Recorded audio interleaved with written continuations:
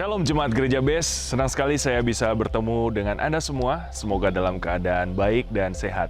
Sebelum kita memulai ibadah kita hari ini, saya akan membacakan informasi mengenai update dari Gereja BES untuk bulan Juli. Sekolah Tinggi Teologi Adi Wacana Surabaya masih membuka pendaftaran sampai dengan tanggal 31 Agustus 2022. Untuk info pendaftaran, silakan Bapak Ibu men-scan barcode yang tampil pada layar. Untuk Bapak dan Ibu bisa mengikuti kebaktian secara online melalui channel YouTube Gereja BES. Saat ini Gereja BES sudah mengupload lebih dari 1.200 video. Silakan Bapak dan Ibu bisa bagikan bagi kerabat, saudara, atau rekan Anda sekalian. Dan untuk jadwal ibadah, silakan diakses melalui official Instagram Gereja BES, yaitu bestchurch.official atau melalui Iwarta Gereja.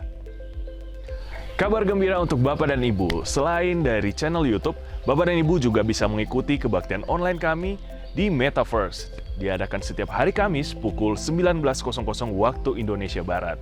Untuk info lebih lanjut, silakan kunjungi akun Instagram kami. Selain itu, Gereja BES juga hadir di platform TikTok. Bapak dan Ibu bisa mengakses renungan-renungan singkat kami di platform TikTok dan juga musik-musik yang dapat membangkitkan iman kerohanian kita. Silakan Bapak dan Ibu bisa follow, like, dan juga share agar kita semua bisa menjadi berkat bagi sesama. Melalui video berikut, kami juga mengajak Bapak dan Ibu untuk berpartisipasi atau ikut dalam kebaktian kami via Zoom. Mari kita saksikan videonya.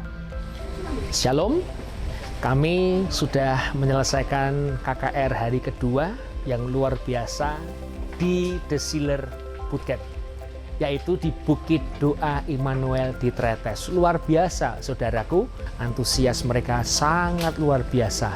Sampai hari ini menunjukkan pukul 9 malam, dan mereka sangat luar biasa untuk mendengarkan firman Tuhan. Karena itu kami juga mengharapkan untuk Bapak Ibu juga boleh mengikuti program doa malam Gereja BES yang diadakan setiap hari Selasa dan Kamis pukul 21.30 via Zoom. Mari kita akan bersama-sama berkumpul, berdoa bersama, mendoakan banyak orang, dan memuji Tuhan. Dan saya percaya ketika doa orang benar, bila yakin didoakan, besar kuasanya. 1-2 orang berkumpul, maka Tuhan berada di situ. Karena itu mari datangi dan nikmati doa malam bersama program Gereja BES setiap Selasa dan Kamis pukul 21.30 WIB. Tuhan Yesus memberkati. Bagi Anda yang rindu memberikan persembahan atau perpuluhan, bisa menggunakan barcode yang tertera pada layar. Demikian informasi yang dapat saya sampaikan. Mari kita siapkan hati dan juga pikiran untuk menerima firman Tuhan. Selamat beribadah, Tuhan Yesus memberkati.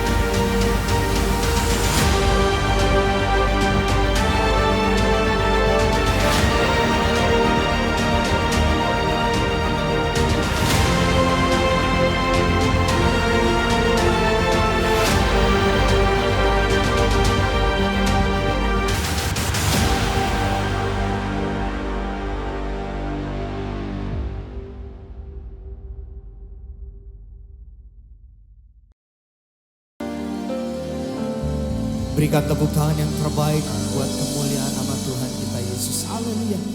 Puji nama Tuhan. Shalom Bapak Ibu sudah dikasih Tuhan. Haleluya. Senang sekali bisa kembali ada bersama-sama dengan Anda untuk kita beribadah.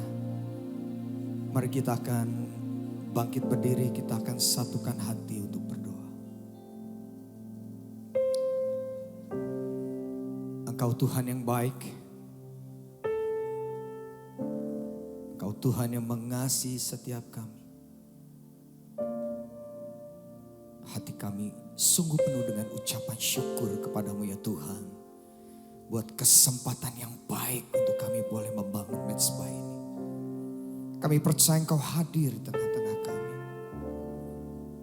Engkau turut bekerja untuk mendatangkan kebaikan bagi setiap kami umat-Mu. Oleh karena itu Tuhan, kami datang kepadamu saat ini. Kami bawa pujian kami. Kami bawa ucapan syukur kami. Kami bawa penyembahan kami yang terbaik buat Engkau Tuhan. Dan biarlah hanya namamu yang ditinggikan, diagungkan. Sekarang sampai selama-lamanya. Terima kasih Tuhan. Kami serahkan doa kami ke dalam tangan-Mu. Hanya di dalam nama Tuhan Yesus. Yang percaya dan diberkati sama-sama kita katakan. Amin. Berikan tepuk tangan sekali lagi buat Tuhan kita Yesus. Mari silahkan duduk saudara. Mari kita datang di hadapan Tuhan. You are here, moving in our midst. I worship you. I worship you. You are here, working in this place. I worship you. I worship you. You are here, moving in our midst. I worship you. I worship you.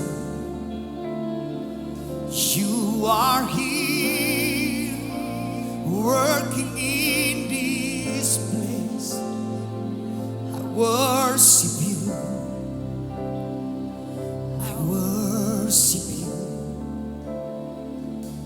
You are waymaker, miracle worker, promise keeper, light in the darkness. My God, there is who you are. Oh. Waymaker, miracle worker, promise keeper, light in the darkness. My God, there is who you are. Let's sing. You are here, touching every heart. I worship you. I worship you. You are here, healing every heart. I worship you. Yes, I worship you. You are here, turning lives around. I worship you. I worship you. You are here, mending every heart. I worship you.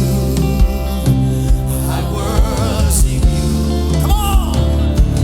You are waymaker, miracle worker, promise keeper, light in the darkness.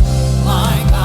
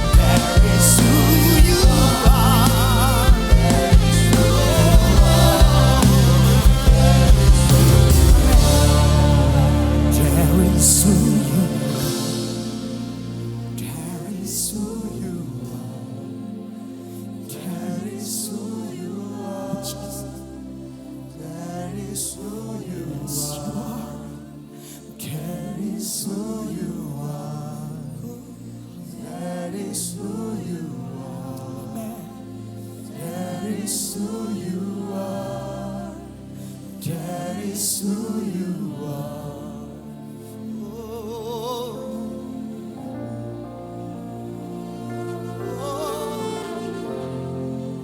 Jesus. Oh, Jesus. Yes, you are, yes, you are, yes, you are.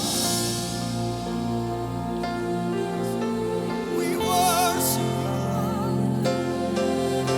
We worship you. We worship you.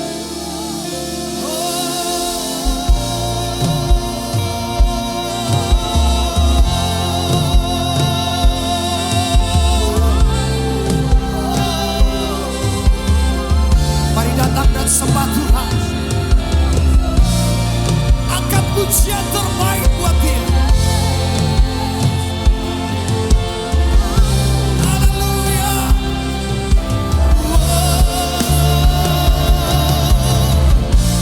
Engkau ajaib Tuhan. Engkau dahsyat Tuhan. Haleluya. Kami mau terus menyembah-Mu. Jesus.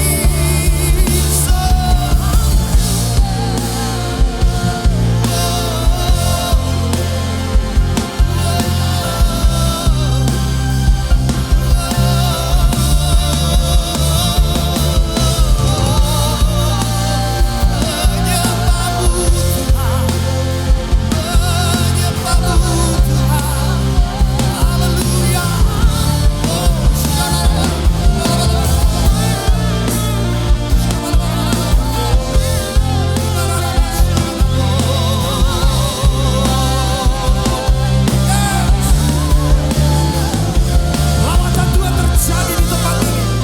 Percaya hari ini yang sakit disembuhkan. Engkau yang kekurangan dicukupi oleh Tuhan. Yang susah dihiburkan. Ada kemenangan, ada pemulihan terjadi bagi engkau. Yes, haleluya.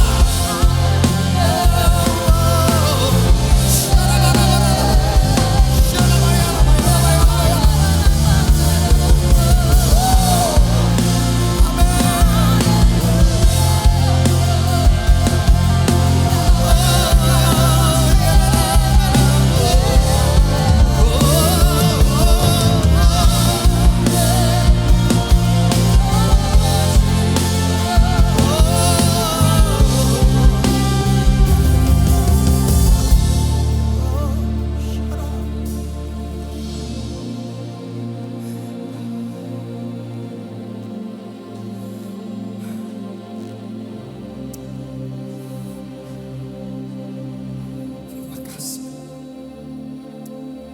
Terima kasih. Terima kasih.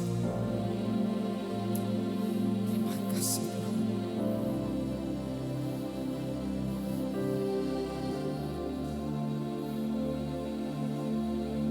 Waymaker, miracle worker, promise keeper, light in the darkness. My God, there is who you are. Let's sing.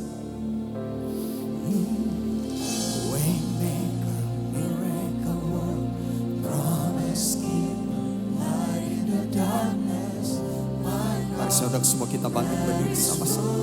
Angkat tanganmu, katakan Waymaker. Waymaker, yes, yes, light in the darkness. My God, that is who you are, Jesus.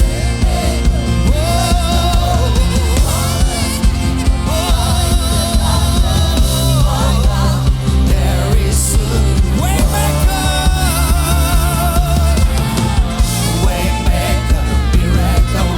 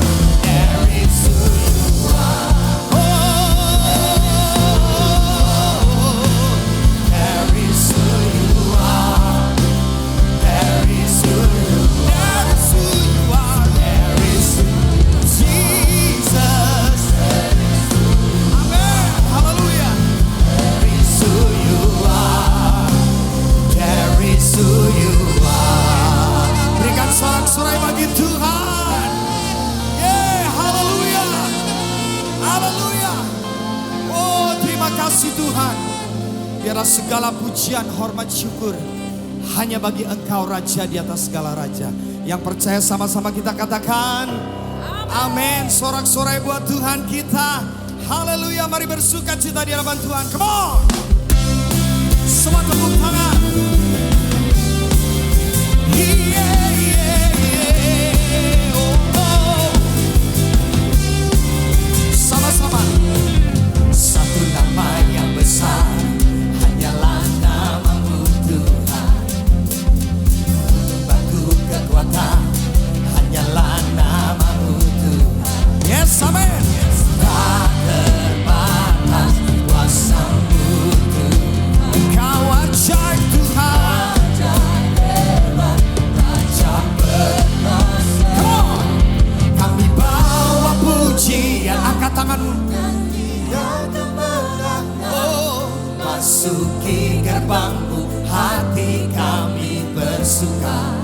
Yes, tangan kami terangkat, sorakan kemenangan, terpujilah nama-Mu.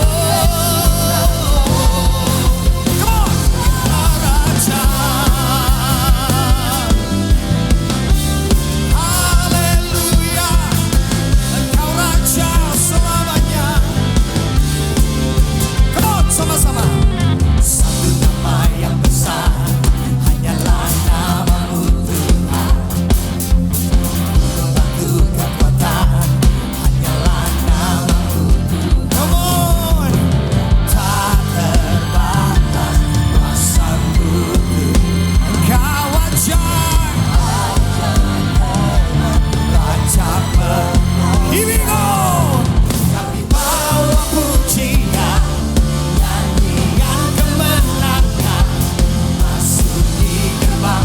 hati kami bersuka.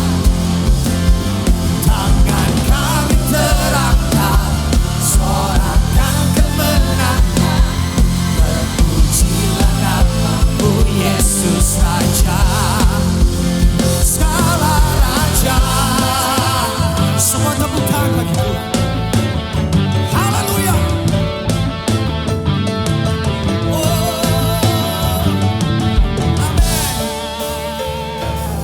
Mari angkat tangan. Kami bawa pujian, nyanyian kemenangan, masuki gerbang-Mu, hati kami. Tangan kami terangkat. Oh, oh. Haleluya. Pujilah nama-Mu Yesus. Come on, semua katakan. Kami bawa pujian, nyanyian kemenangan, masuki gerbang, hati kami bersuka. Tangan kami terangkat, sorakan kemenangan, terpujilah nama-Mu Yesus Raja, segala raja. Oh, oh. Segala raja, haleluya. Sorak-sorai bagi Tuhan. Sama-sama kita datang di hadapan Tuhan. Kami mau siapkan hati kami untuk firman Tuhan. Sebab kami percaya firman-Mu lah yang akan menguatkan setiap kita. Terima kasih Tuhan. Mari saudara semua kita bangkit berdiri sama. Cahaya kuasa-Mu ajaib, ku percaya Kau sanggup menolongku. Ku serahkan seluruh kehidupan sampai ku melihat mujizat nyata dalam hidupku. Katakan sama-sama. Percaya kuasa-Mu ajaib, ku percaya kuasa-Mu menolongku.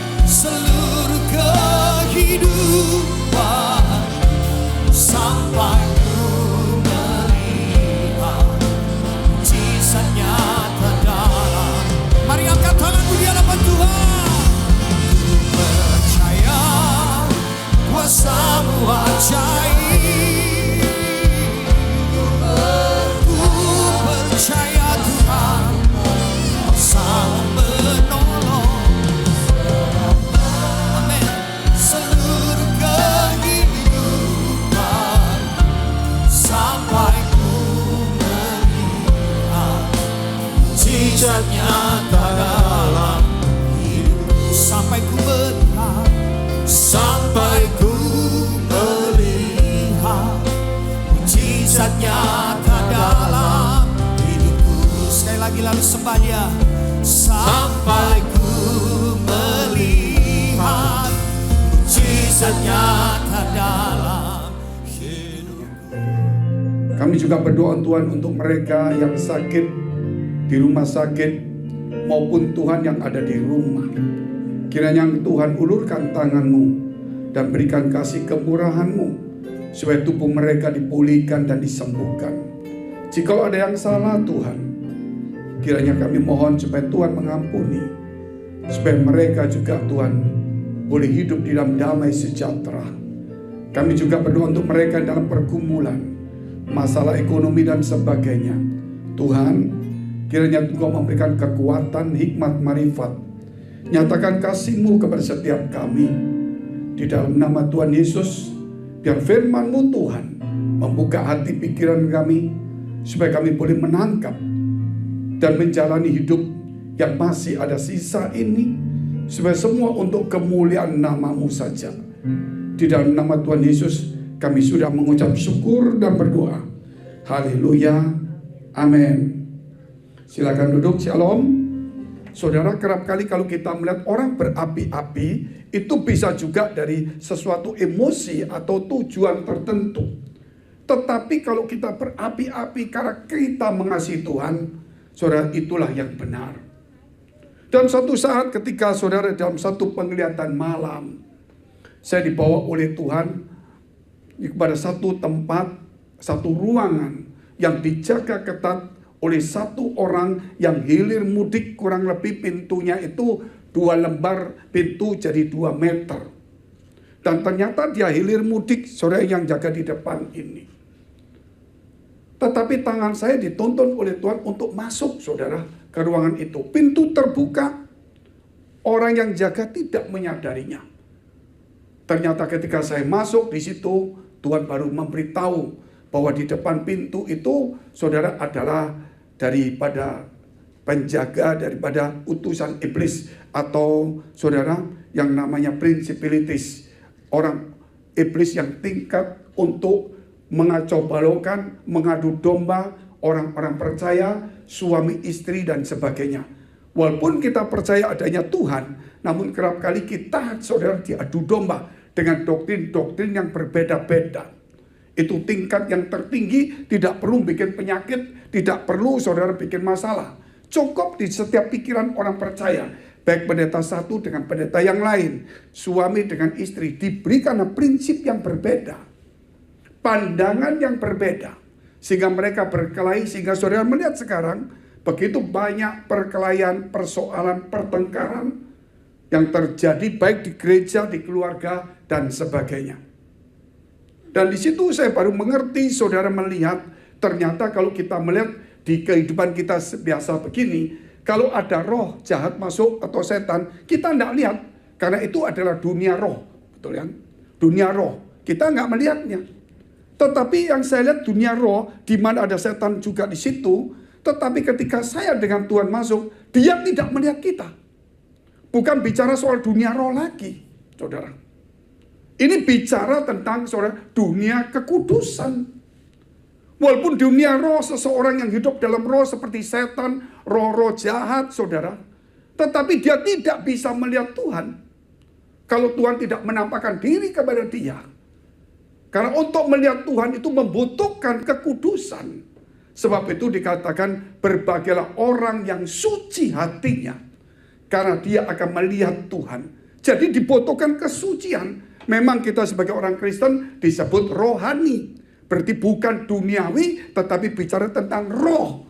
Saudara, yang dibangkitkan bukan tubuh jasmani.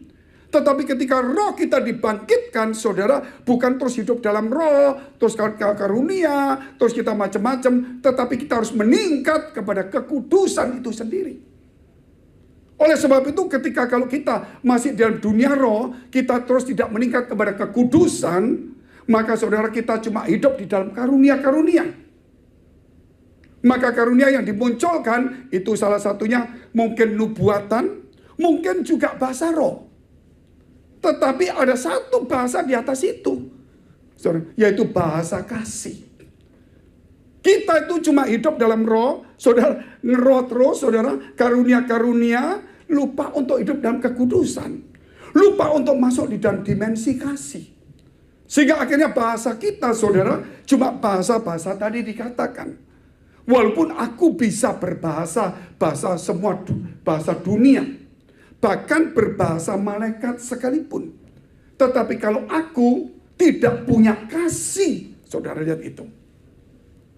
Nah inilah saudara tingkat kekristenan kita. Kenapa kita tidak bisa melihat Tuhan? Kenapa kita tidak bisa berkenan dan dia bergaul dengan Tuhan?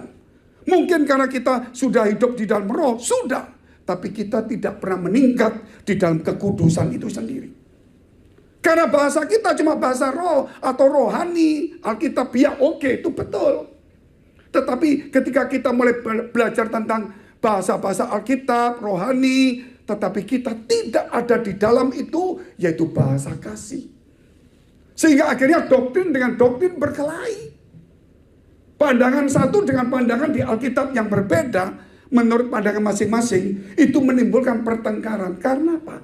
Karena tidak ada bahasa kasih. Walaupun kita membaca firman Allah, tapi kalau tidak ada kasih di dalamnya, saudara, kita akan menangkapnya itu menjadi satu perbedaan, bisa juga satu duniawi. Sebab itu hari ini kita belajar tentang iman yang merindukan kekudusan. Pentingnya orang punya iman itu masuk di dalam kekudusan. Jangan cuma iman, tetap beriman, percaya, tetap percaya. Tapi tidak masuk di dalam dunia Tuhan itu sendiri. Kita cuma mengenal, karena iman itu mengenal. Iman itu tahu, iman itu mengerti. Saudara. Tapi iman itu tidak membawa kita di dalam dunia Tuhan sendiri, yaitu kekudusan. Kita hanya baru mengenal. Kita lihat dulu 1 Timotius pasal 1 ayat 3 sampai 6. 1 Timotius pasal 1 ayat 3 sampai 6. Ketika aku hendak meneruskan perjalananku ke wilayah Makedonia, aku telah mendesak engkau supaya engkau tinggal di Efesus dan menasihatkan orang-orang tertentu agar mereka jangan mengajarkan ajaran lain. Ajaran lain, saudara, adalah ajaran sesat yang diambil dari Alkitab, tetapi tidak diimani dengan kasih. Tidak didasari dengan kekudusan. Contohnya iblis, saudara, bisa memakai firman Tuhan untuk mencobai Tuhan. Kenapa firman dipakai, saudara? Tetapi dia tidak ada yang namanya kasih dan kekudusan. Iblis itu bisa melakukan banyak hal, tetapi untuk mengajar orang dalam kekudusan tidak bisa. Iblis bisa mengajarkan kita, saudara, untuk bikin acara yang bagus, mendatangkan orang yang banyak, saudara, untuk acaranya meriah, tapi dia tidak pernah bisa mengajar kita hidup kudus dan di dalam kasih itu. Dia tidak bisa. Sebab itu jangan mengatakan ajaran lain, Pak, aku ada Alkitab, Pak. Baca Alkitab.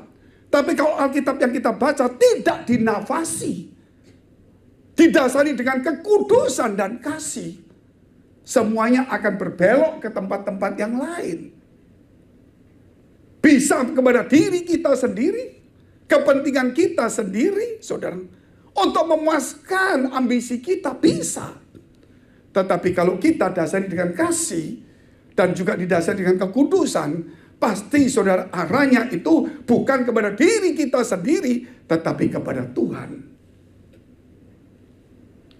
Ataupun sibuk dengan dongeng dan silsilah yang tiada putus-putusnya, yang hanya menghasilkan persoalan belaka.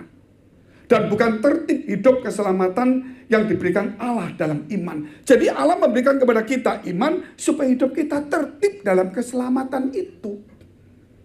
Jadi iman itu supaya kita tertib dalam keselamatan. Iman itu membuat kita diselamatkan. Iman itu membuat kita mengerti bahwa dunia ini dijadikan oleh Tuhan karena iman.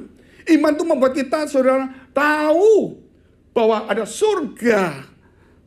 Tetapi iman itu tidak membawa kita di dalam dimensi Allah kalau kita tidak masuk di dalam kasih dan kekudusan. Sebab itu dikatakan iman, pengharapan, dan kasih. Yang terbesar adalah kasih. Tuhan tidak pernah berkata, akulah iman. Tetapi Tuhan berkata, saudara, bahwa Allah itu kasih. Amin. Tidak ada Allah itu iman. Sehingga orang memakai iman yang percaya itu kerap kali dipakai untuk mujizat demonstrasi, iya.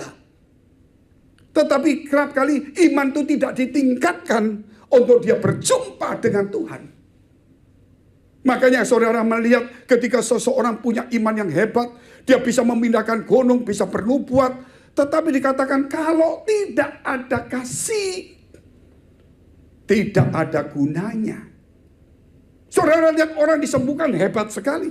Saudara lihat orang melakukan mujizat hebat, itu setan bisa buat. Itu juga kita bisa buat dari iman kita. Tetapi apakah orang bisa mengasihi? Apakah saudara orang itu punya hati yang suci? Itu belum tentu. Makanya saudara, ini saya ambil satu contoh. Kalau datang ke gereja, kalau cari Tuhan, saudara, minta sesuatu, jangan minta apa yang dunia bisa berikan.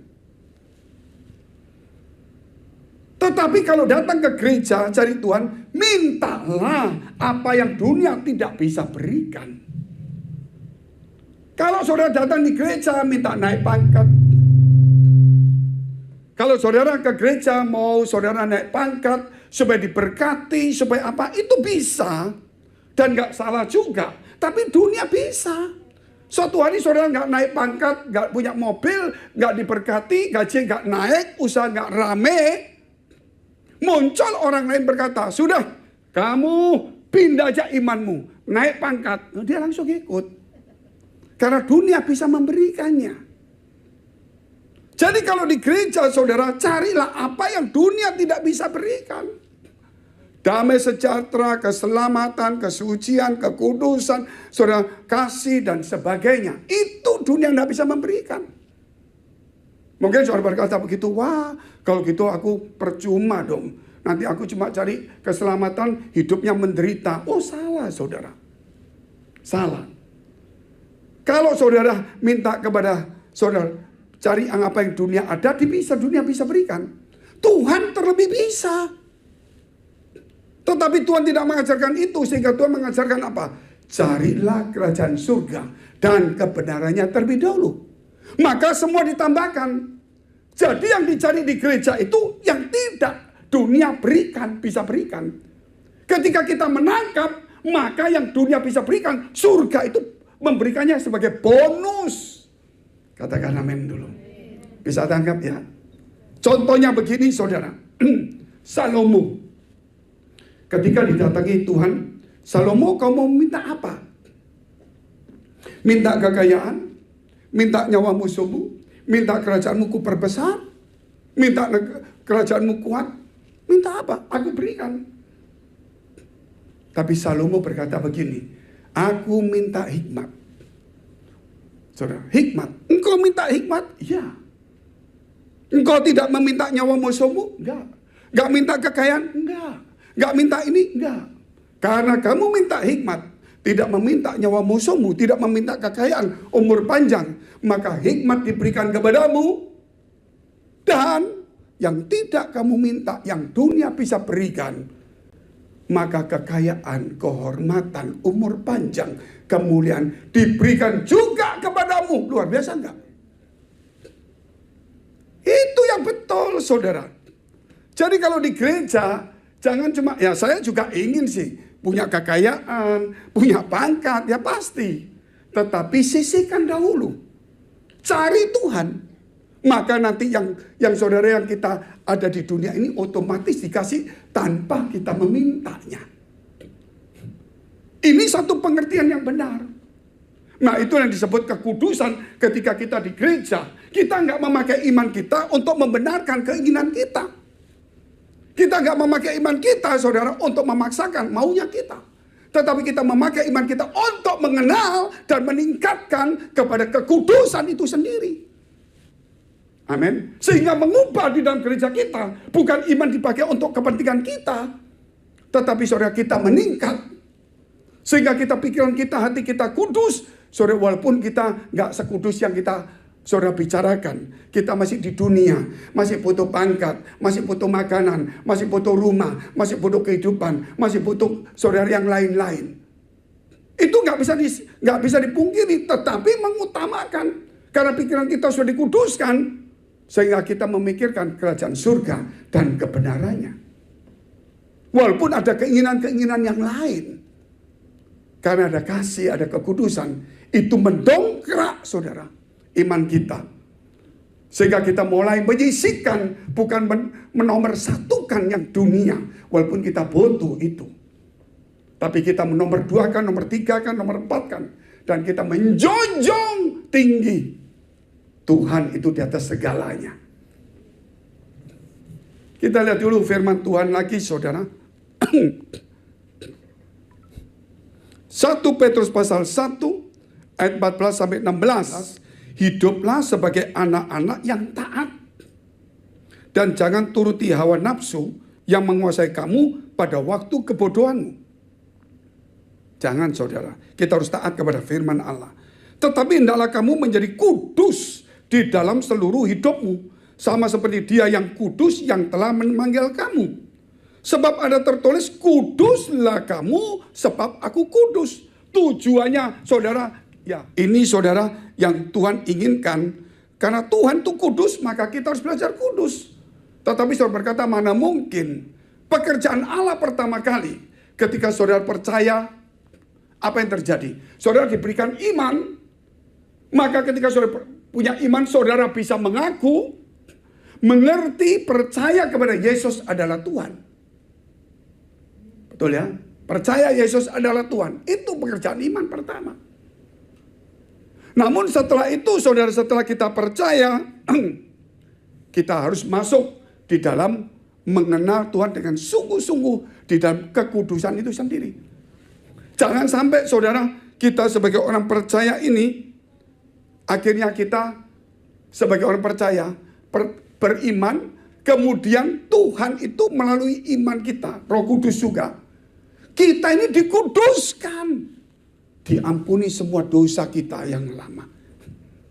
Karena iman, saudara percaya Yesus, Roh Kudus turun, kita mengaku Yesus, saudara kita percaya dan menerima, mengerti. Maka inisiatif Tuhan untuk menyucikan dosa kita semuanya. Dosa kita disucikan. Itu inisiatif Tuhan.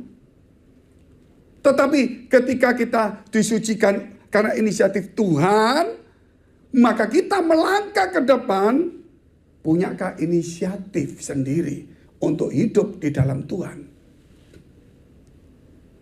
Tuhan berinisiatif terlebih dahulu untuk mengampuni, menyucikan dosamu. Betul ya?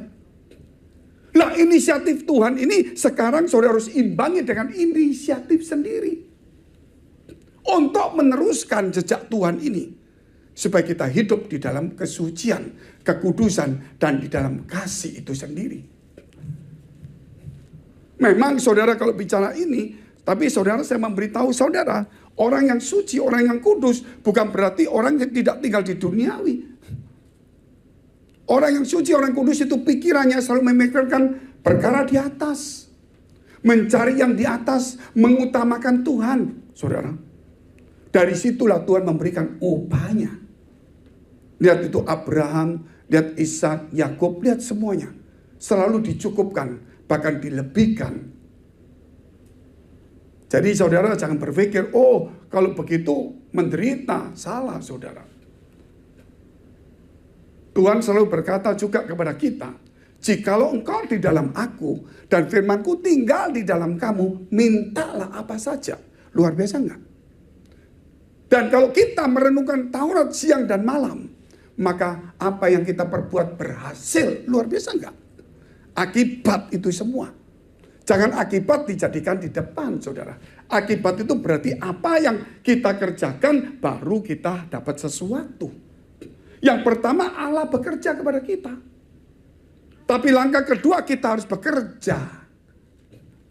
Amin. Bekerja, punya inisiatif untuk mencari Tuhan. Pertama Tuhan mencari kita, menjamah kita. Sekarang inisiatif kedua kita yang mencari Tuhan. Inisiatif pertama Tuhan rindu untuk menyelamatkan kita. Sekarang kita harus punya inisiatif untuk rindu kepada Tuhan. Amin. Lah ini harus kita dorong terus. Makanya kita disebut imamat rajani, bangsa yang kudus milik kepunyaan Allah. 1 Petrus pasal 2 ayat 9 dan 10. 1 Petrus pasal 2, tetapi kamulah bangsa yang terpilih, Allah telah memilih kita. Imamat yang rajani, bangsa yang kudus, umat kepunyaan Allah sendiri. Ini saudara lihat ini.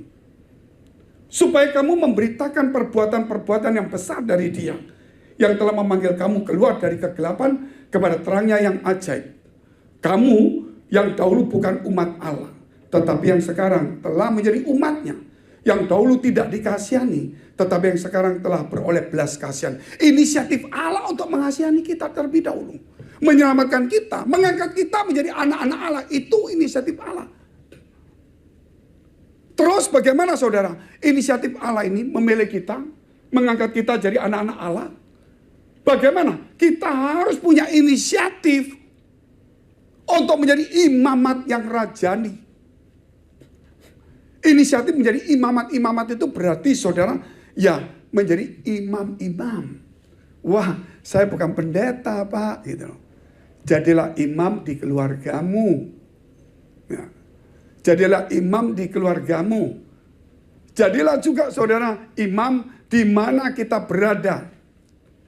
Jadilah imam saudara di tempat di mana kita bekerja.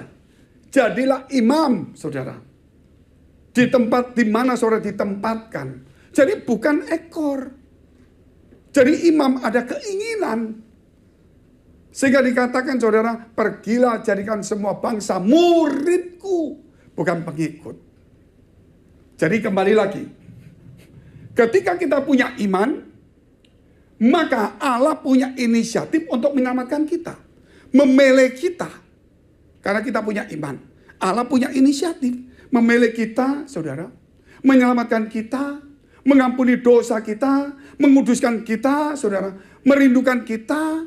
Setelah itu, apakah kita punya inisiatif untuk mencari Tuhan, merindukan Tuhan, untuk menjadi imam? Imam gak perlu ada di mimbar ini. Tapi imam itu menuntun orang yang dalam kegelapan kepada terang yang ajaib. Amin. Nggak perlu saudara jadi pendeta. Ya kalau memang panggilan nggak masalah. Gitu loh.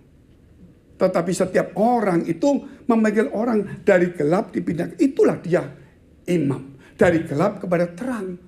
Jangan sampai saudara nanti setelah dibawa kepada terang oleh Tuhan, saudara hidup di dalam kegelapan. Tuhan punya inisiatif membawa saudara kepada terangnya. Tetapi kemudian kita punya inisiatif mundur. Harusnya saudara punya inisiatif untuk membawa orang lain.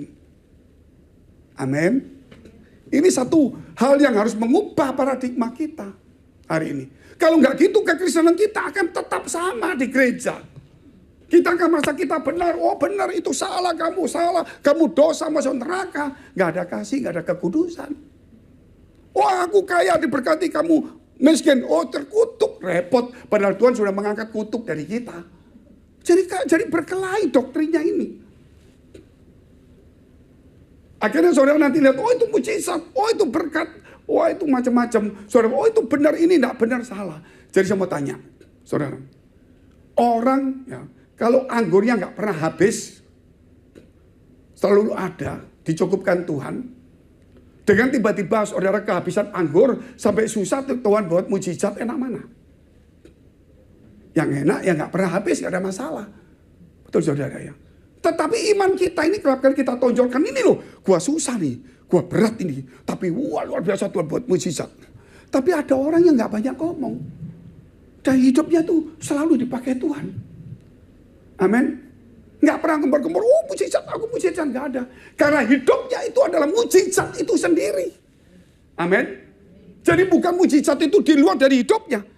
Tetapi hidupnya itu adalah mujizat itu sendiri. Sehingga dia tidak perlu mengejar mujizat menjadi berkat bagi orang lain. Ini untuk tingkat kekudusan cara berpikirnya. Saudara, untuk menangkap Tuhan seperti ini. Untuk mendewasakan rohani kita. Supaya jangan kanak-kanak. Karena ketika ada pengangkatan, 5 gadis bijaksana, 5 gadis bodoh, yang sama-sama mengenal Tuhan, sama-sama tidur, sama-sama bangun, sama-sama dengar suara Tuhan. Tapi yang satu ditinggal, satu diangkat. Maksudnya 5, saudara.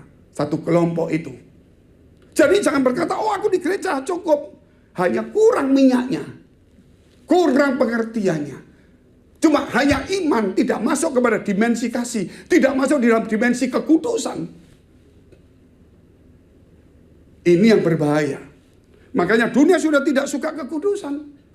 Dipikir kalau kita hidup kudus ini, saudara, kita nggak boleh ini, nggak boleh makan enak, nggak boleh naik Mercy, suruh jalan kaki terus, saudara. Bukan. Kekudusan bicara soal hati pikiran kita untuk mencari Tuhan itu untuk apa? Amin. Datang di gereja untuk mencari apa? Nah, harus ada bahasa kasih. Itu yang betul. Nomor 1 di situ harus ditata rapi. Nah, kita lihat poin yang kedua. Poin pertama aja sudah segini. Kalau mau diterusin panjang, saudara. Masuk rencana Allah. Matius 6 ayat 9 dan 10.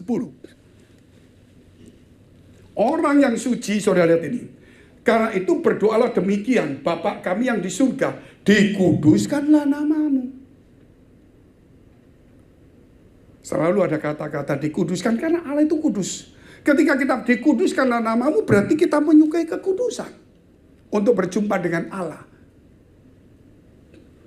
Datanglah kerajaanmu, jadilah kehendakmu di bumi seperti surga. Orang yang sudah saudara menguduskan nama Allah, selalu dia mencari kehendak Allah. Bukan kehendak diri sendiri. Saya punya kehendak banyak, saudara. Kalau boleh ini, kalau boleh ini, kalau boleh ini, banyak. Tetapi untuk kehendak buka gereja, saya nggak ada dulu. Karena saya sudah pelayanan semuanya, saya lihat banyak gereja-gereja ribut, pendeta-pendeta berkelahi, wah banyak sekali. Saya sudah seminar keliling-keliling seluruh Indonesia, seluruh kabupaten. Sehingga saya tidak berpikir untuk buka gereja. Mertua saya seorang pendeta, keluarganya pendeta semua. Saya tinggal di daerah keluarga pendeta, firman yang luar biasa. Tetapi saudara lihat, cekcok di mana-mana. Nah itulah kemudian yang membuat saya berubah, saudara. Akhirnya tidak ada keinginan itu, tidak ada keinginan. Tiba-tiba Tuhan suruh buka gereja, aduh buka gereja. Umur sudah 40 lebih buka gereja, kok nggak dulu-dulu. Itu saudara. Pasti kalau dulu-dulu saya masih muda, kamu ada masalah ya, datang ke gerejaku, pasti beres, pasti Tuhan tolong. Kamu ada, bawa temanmu, nggak usah khawatir, pasti Tuhan jamin. Itu dulu masih muda, saudara. Kalau kita bicara masih muda itu kan pikirannya pendek. Ketika umur 40 lebih, saya buka gereja, pasti tidak ngomong, dari gereja mana lu? Pindah, jangan mana, ayo jangan takut, saya diberkati tempat saya, enggak. Saya lebih hati-hati lagi, saudara. Karena gereja itu tempat yang kudus. Kita harus serahkan dulu semua kepada Tuhan. Amin. Itu kita harus tahu apa yang Tuhan mau. Ketika Tuhan suruh saya buka gereja, ya sudah kita buka gereja. Belajar untuk hidup menyangkal diri dan pikul salib. Orang berkata, sangkal diri pikul salib miskin. Aduh, tidak ngerti firman. Kalau kita mau jadi pengusaha yang berhasil, apa kita nggak sangkal diri? Maksudnya sangkal diri, saudara nggak hura-hura. Mau jadi pengusaha besar mesti kerja keras. Itu kan berarti melawan kemalasan. Berarti menyangkal dagingnya. Betul saudara ya. Hanya tujuannya supaya berhasil. Nah ini diarahkan. Tujuannya supaya mengenal Tuhan. Jadi tetap sangkal diri itu ada. Nah pikul salib itu berarti ada hubungannya dengan Tuhan. Jadi tetap sama. Ya sudah. Kita ikutin. Buka gereja di Singapura sini. Ya jemaatnya cuma 20 saudara. Tapi sekarang sudah 50 gereja lebih. Itu tahun 2006 sudah 16 tahun. Kita nggak berpikir banyak. Tuhan kasih pandangan. Teman saya datang. Pak Fengki, saya lihat di setiap provinsi daerah. Ada tiang awan. Tulisannya gereja best. Gereja best bukan best saudara. Itu singkatan dari blessing in the spirit. Kalau saudara tidak mengerti, wah gereja sombong ini. Betul nggak saudara? Kok merasa terbaik? Karena kita masuk ke gerejamu mana? Gereja saya blessing in the spirit. Wah, orang dengar, oh gereja blessing ya. Wah, berarti ini cinta duit, saudara. Repot lagi ngomongnya itu. Kalau orang ada blessing spirit, oh spirit. Wah, ini ngeroh, saudara. Jadi repot lagi. Sudah mendingan gereja best lah. Best singkatan apa? Blessing spirit. Apa itu blessing spirit? Back to Jesus teaching. Ini kan dia seumur hidup. Saudara. Gampang sudah. Kalau nggak ngerti lagi, oh sorry aku nggak ngerti Inggris. Beta sayang Tuhan. Singkatan. Betul nggak saudara? Kan best juga. Kalau orang mau, Pak saya mau lebih yang komplit lagi. Be best, be wise, be strong, be tough. Best juga. Ya toh. Kalau seorang perempuan lagi, saudara apa? Inner beauty, outer smart. Beauty, smart, ST. Best juga. Jadi itu sudah punya 5 nama. Dari best itu blessing the spirit, back to your teaching yang tadi saya katakan. Ini yang mengimani gereja ini. Nah itu saudara. Makanya kita tidak gampang-gampang. Akhirnya apa yang terjadi? Waktu saya bulan 6 dibawa teman-teman pergi ke Guangzhou, Tiongkok. Anak saya masih kecil, sama Steven itu ya, kecil ya. Masih, sekarang ada di Kanada dia. Sudah university, so mungkin sudah kerja. Saya malam-malam ditunjukkan oleh Tuhan. Di mimbar, itu ada ratusan, anak-anak muda. Ya ada yang 40 lebih tentunya saudara. Cuma yang di depan kan saya lihat seperti itu. Banyak sekali. Saya bilang, saya tidak altar call kok bisa maju ya. Tuhan berkata apa? Angkat tanganmu berkati anak-anak ini. Doakan gitu orang-orang semua ini. Karena aku akan pakai dia menjadi hamba-hambaku untuk ke seluruh dunia. Melalui gereja Back to Jesus Teaching ini.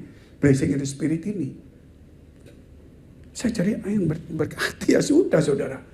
Tiba-tiba saya melihat itu. Wah lebih banyak lagi. Campuran. Ada orang-orang yang berumur juga. Loh kok tambah? Kata Tuhan, angkat tanganmu berkati dia. Gitu. Saya ya nurut saja saudara.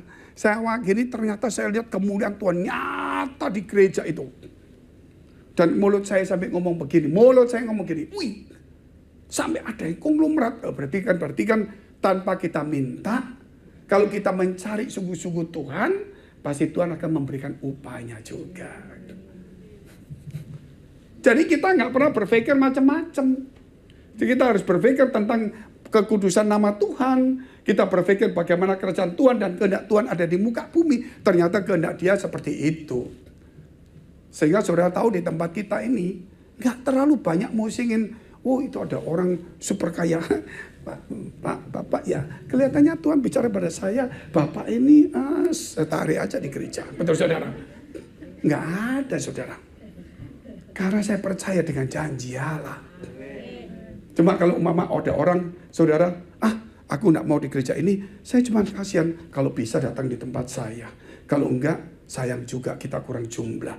Tetapi ibaratnya mungkin dia tidak termasuk dari kelompok yang saya lihat. Saya juga gitu aja, saudara. Sehingga hidup saya itu ya tetap berusaha, tapi tidak memaksa. Nggak maksa aja stres, apalagi maksa. Depresi, saudara. Benar, orang gini aja nggak cari apa-apa stres. Mikirin lagu, mikirin usaha stres. Apalagi nambah-nambah yang lain-lain. Di luar kemampuan kita. Nah inilah, saudara kita lihat satu firman lagi. Lukas 22, 42-43. Ya Bapakku, ini ketika Tuhan Yesus ada di Taman Getsemani. Jikalau engkau mau ambil cawan ini daripadaku, tetapi bukanlah kehendakku, melainkan kehendakmu lah yang terjadi. Luar biasa enggak? Yesus memberi contoh bahwa dalam dirinya ada kehendak lain. Tapi dia tetap ingin kehendak Allah yang jadi. Itulah namanya sangkal diri.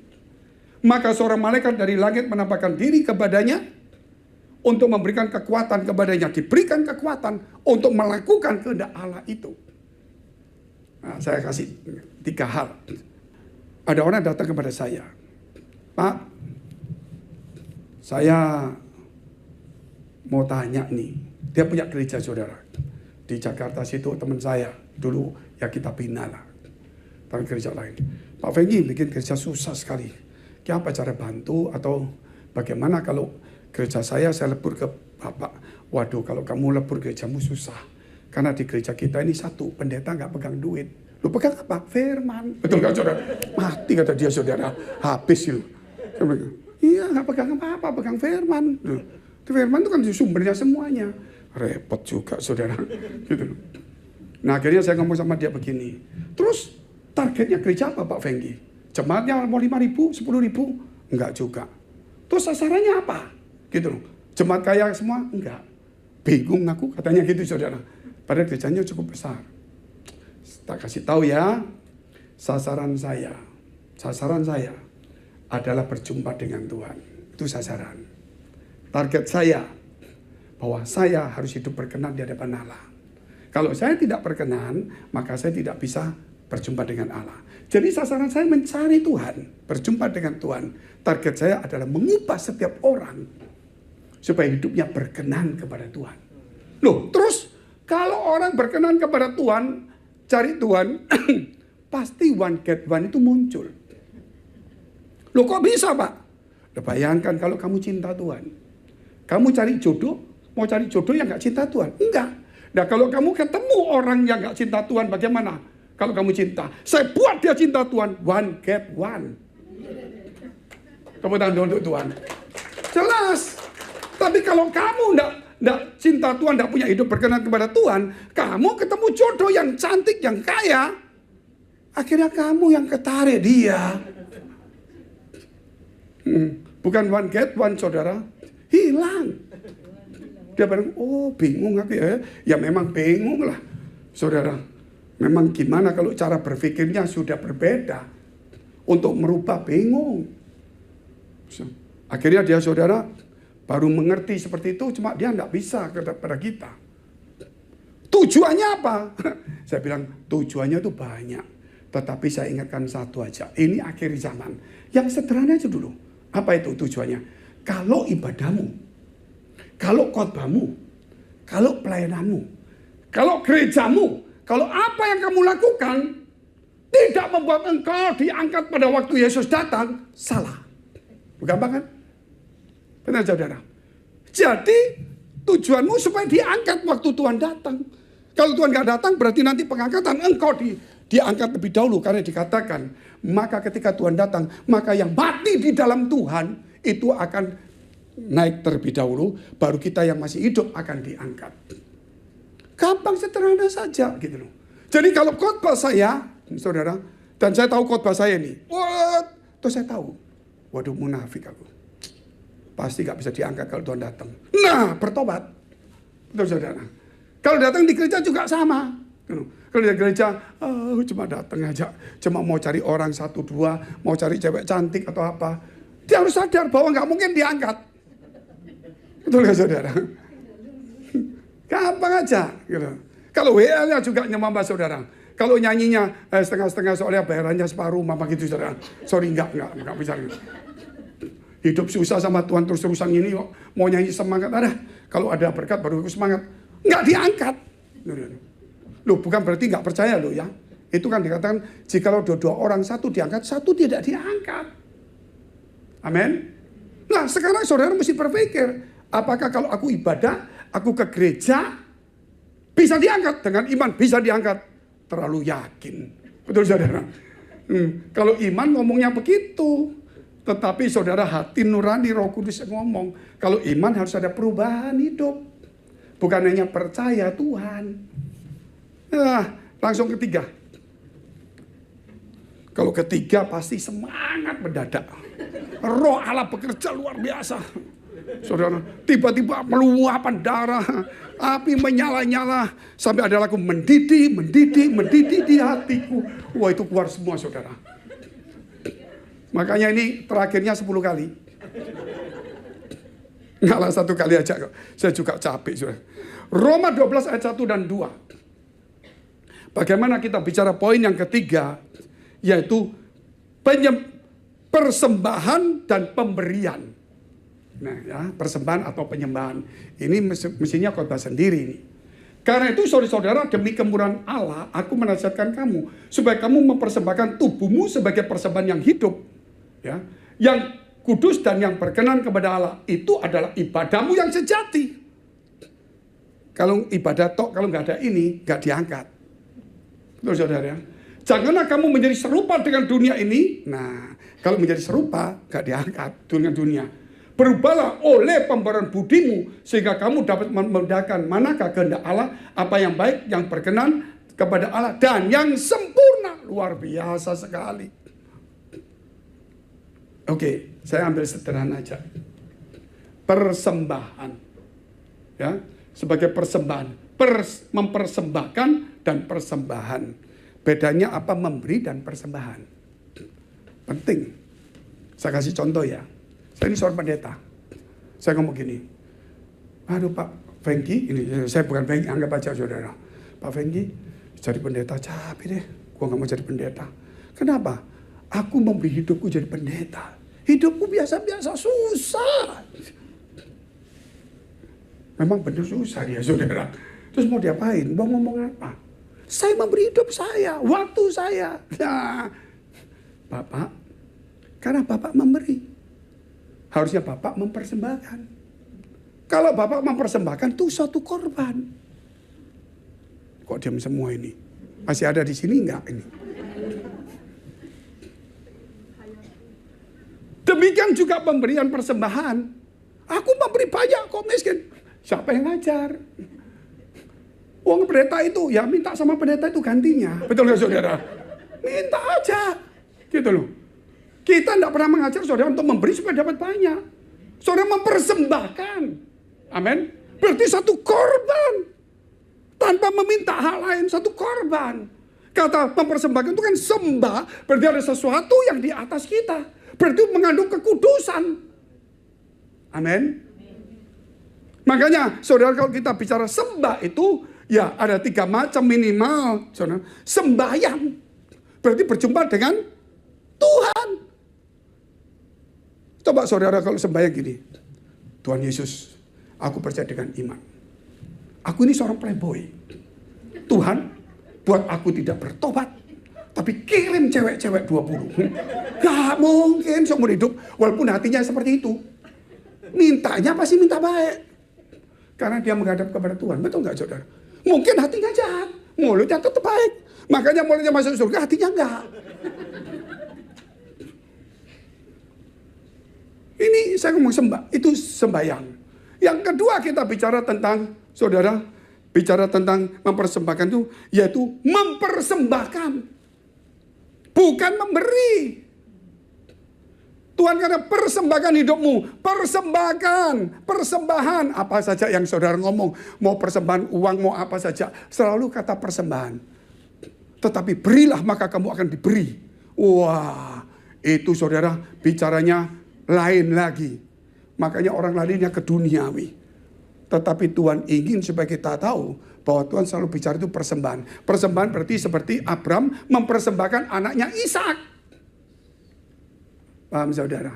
Berarti mempersembahkan itu bukan hanya memberi, saudara, tetapi dia punya satu tanggung jawab. Dia mempunyai satu, saudara, hal yang suci yang harus dikembalikan kepada Tuhan. Atau sesuatu yang memang dipersembahkan sebagai ucapan syukur kepada Tuhan. Bukan saudara, kalau memberi itu minta bagiannya lagi. Aku sudah memberi kok gak dapat ya. Tapi kalau mempersembahkan tidak ada. Karena itu sebagai ucapan syukur. Tanggung jawab. Nah, ini pulang pasti lupa jalan rumah semua ini. Karena ini liburan saudara, jadi liburan ini saya pikir karena memang sudah banyak yang berlibur, saya ingin supaya saudara belajar firman ini baik-baik. Karena ini firman ini 3 kota. Bubar, gak mungkin lah 2 menit selesai. Dan yang ketiga saudara, yaitu menyembah. Betul kan? Sembahyang. Nah, mempersembahkan, berarti urusan sama Tuhan semua tuh. Nah, juga saudara menyembah, ada pujian. Berarti itu sebagai ucapan syukur, satu tanggung jawab, satu kewajiban kita kepada Tuhan. Jangan bicara memberi. Kalau memberi engkau punya lebih dan dia punya kekurangan. Tapi kalau mempersembahkan bukan berarti dia kekurangan. Seperti seorang raja yang kaya. Engkau datang di situ bawa nasi rawon, Bapak Saudara. Kata raja, gua bisa beli macam-macam emas, ya toh. Tapi nasi rawon ini karena kamu yang buat. Walaupun harganya 12 ribu. Itu mempersembahkan. Bukan berarti itu yang rajanya nggak mampu beli loh. Kalau memberi, saudara, berarti raja itu mungkin butuh. Tapi kalau mempersembahkan, dia kelebihannya banyak. Gitu loh. Tanpa saya kasih pun nggak ada apa-apa. Cuman karena rasa ucapan syukur saya beri. Nah, mau beri model apa terserah. Tapi jangan minta balik. Banyak orang saudara, ayo saudara memberi, saudara pasti, ini teman saya, orang Jepang, tinggal di Indonesia. Memberi, ayo saudara pasti akan dapat apa yang ada di kantongmu, dompetmu yang kamu pakai. Arlojinya dilepas, saudara, Rolex. Waktu dilepas saudara, pulang supaya dapat 10 arloji. Nggak dapat sampai hari ini. Akhirnya dia datang begini, sudahlah. Kalau gitu, ini pendetanya bilang, kita punya arloji banyak. Rolex nih. Jadi kita mau lelang nih. Mau kasih nih. Harga berapa terserah. Pokok pasarannya mama sekian, ya sudah. Pokoknya jangan sampai di bawah 50%. Gitu. Minimal ya pantas-pantas sedikit. Wah dia beli. Harganya saudara 60-70%. Murah dong. Pikir dia beli lumayan ini. Bisa untung nih. Waktu dia beli harganya cuma 60% dari harga umum. Dia pakai saudara. Waktu pakai ternyata waktu dicek palsu. Jadi yang waktu memberi itu juga palsu. Bukan dia memberinya asli. Tapi kan ada orang juga memberi. Yang dikasih palsu. Sampai dia ngomong, kok dikasih arloji palsu? Saya bilang masih lumayan daripada gigi palsu. Saya katakan sama teman-teman itu, bergurau saja saudara. Supaya dia jangan sakit hati. Nah kita bagi berdiri sekarang.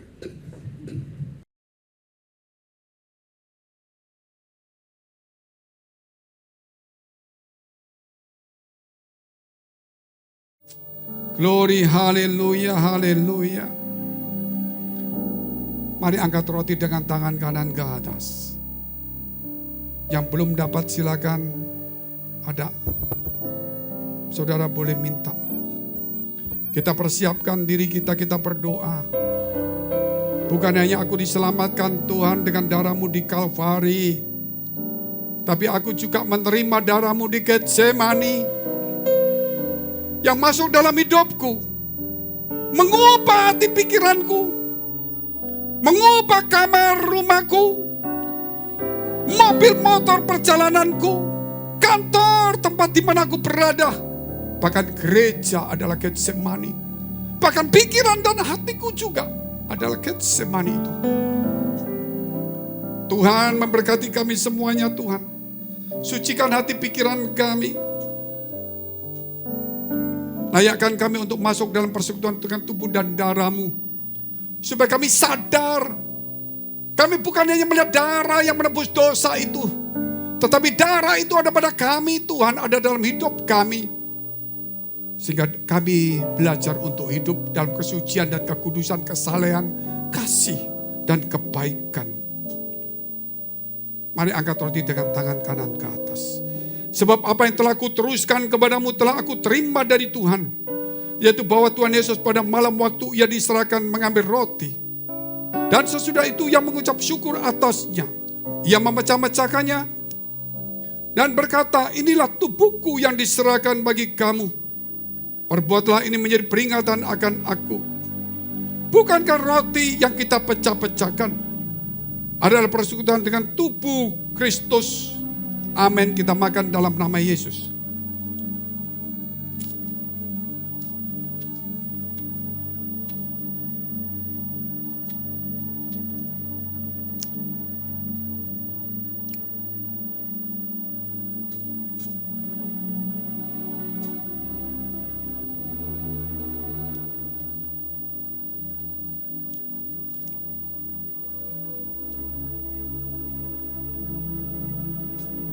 Mari angkat cawan dengan tangan kanan ke atas. Saya tunggu saudara pelan-pelan saja. Sambil mengangkat tangan, cawan ini dengan tangan kanan ke atas. Dengarkan firman Tuhan ini. Demikian juga ia mengambil cawan sesudah makan lalu berkata, cawan ini adalah perjanjian baru yang dimeteraikan oleh darahku. Perbuatlah ini setiap kali kamu meminumnya menjadi peringatan akan aku. Bukankah cawan pengucapan syukur yang atasnya kita mengucap syukur adalah persekutuan dengan darah Yesus. Amin. Kita minum dalam nama Yesus. Darah-Mu ada pada dalam diri kami Tuhan. Sehingga diri kami, hati, pikiran kami dimanapun kami berada adalah Getsemani itu sendiri. Engkau menguduskan, mari angkat kedua tangan mengucap syukur kepada Tuhan Allahmu. Glory, haleluya, haleluya. Glory, syukur, syukur, syukur, syukur. Lama-lama ya lama siki, lama-lama. Lawat umatmu Tuhan. Sebab darah-Mu yang ada pada kami bukan hanya di Golgota. Bukan darah di Golgota saja, tapi darah di Getsemani. Sehingga diri kami berubah hari ini. Kau sucikan hati pikiran kami semuanya Tuhan. Di dalam nama Yesus Kristus, kami mengucap syukur atas hari ini. Kami akan berubah menjadi berkat, bukan mengejar berkat. Dimanapun kami berada, kehendak ego kami lepaskan. Kami tahu itu adalah Getsemani. Di dalam nama Yesus, kami mengucap syukur dan berdoa. Haleluya. Amin. Silakan. Kami berdoa Tuhan untuk semua gereja yang ada di seluruh dunia. Dari hamba Tuhan sampai kepada umat Tuhan. Kiranya Kau memberkati mereka supaya mereka menjadi berkat dan hidup mereka berdampak. Supaya di mana gereja mereka melayani dan berjemaat, dipenuhi orang-orang yang takut akan Tuhan dan tulus hati. Kami berdoa Tuhan untuk semua gereja yang ada di seluruh dunia. Supaya mereka bersatu rukun dan tidak terpecah-pecah. Supaya dunia percaya Yesus adalah Tuhan bagi kemuliaan Allah Bapa di surga. Demikian gereja di mana kami menggembalakannya. Gereja Blessing in the Spirit atau BES. Kami berdoa Tuhan untuk setiap persembahan yang dipersembahkan umat-Mu. Kiranya menjadi dupa yang harum di hadapan Tuhan dan Kau menerima persembahan itu. Dan kiranya Tuhan Kau memberkati segala pekerjaan rumah tangga, kesehatan, iman, rohani kami. Sampai kepada anak cucu kami. Kebajikan kemurahan Tuhan selalu menyertai kami. Mari dekapkan kedua tangan-Mu di dadamu. Karena hidup itu adalah berkat, bukan mengejar berkat. Kalau Tuhan membuka pintu, kalau Tuhan memberkati, tidak ada satupun orang yang bisa menutup dan menolaknya, menghalanginya. Tapi kerap kali hati kita yang tidak tahan uji, menjadi kikir, sombong, dan sebagainya, dan sibuk. Oleh sebab itu firman Tuhan berkata, jagalah hatimu dengan penuh segala kewaspadaan. Karena dari situlah terpancar kehidupan. Jadilah berkat dan terimalah berkat rahmat anugerah dari Allah Bapa di surga. Di dalam Putra Tunggalnya Yesus Kristus yang sudah mati bagi dosa-dosa kita. Dan Dia bangkit pada hari ketiga sehingga kita punya Tuhan Allah yang hidup dan iman kita bukan kepada Tuhan yang mati.